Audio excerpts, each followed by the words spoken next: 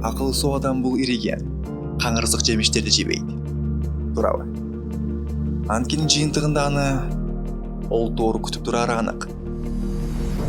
Биз эң аруу, тазасын тандап жегенге умтулабыз.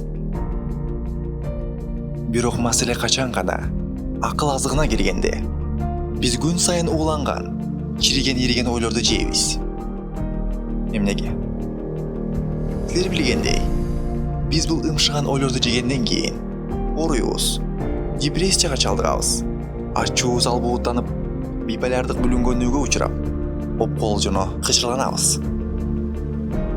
Айлананы кара, айрыкча биздин коом бул каңырсык ой азыгын чайнабай жутат. Күн сайын ириң ой чабыт менен бири-бирине оозун сойлото, ууланып келишет.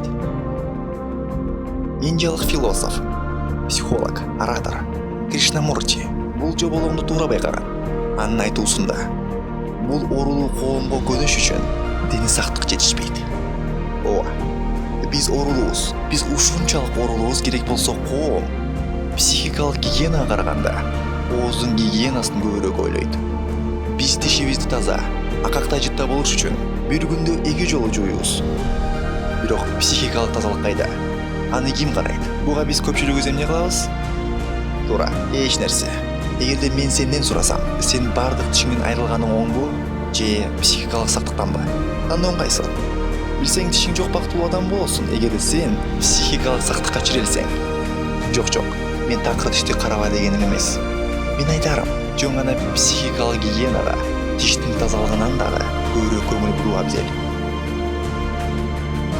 Эгерде биз муну кылбасак, тагын деле туңгуюк торуна түшкөнүбүз улана берет. Автор Джон Медина Brain Rules китебинде айтылгандай, ме өзүнүн менчик жеринде ал каалаганын кылат, эгерде сен андан үстөмдүктө болбосоң. Жогорудагы биздин зыялы адамдарыбыз психикалык сактыктын керек болсо баштамгасын карабайт. Мыйзамды алмаштыруу бул жөн гана сынган бутка пластыр жармаштыргандай. Же толуп бараткан раковинаны жабуу үчүн аны чүпүрөк менен басып, утурумдук айласын табат. Эгерде жакшылап байкап, анын баштапкы ичиндеги түтүктөрүнө көңүл бурса, мына ошол жерден негизги көйгөй жаралганын көрөт.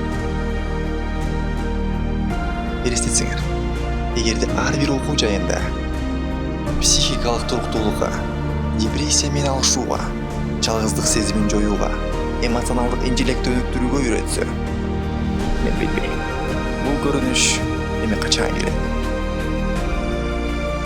Биз баарыбыз психикалык сактыктан аксадык. Ооба, биз сырттагы уруятка жетиштик, бирок ичтеги уруятты унуттук. Сен адамга канча билим берсең да, эгерде анда эмоционалдык интеллект, эрк жок болсо, анда ал жыйынтыгында жастыктан башын көтөрбөйт.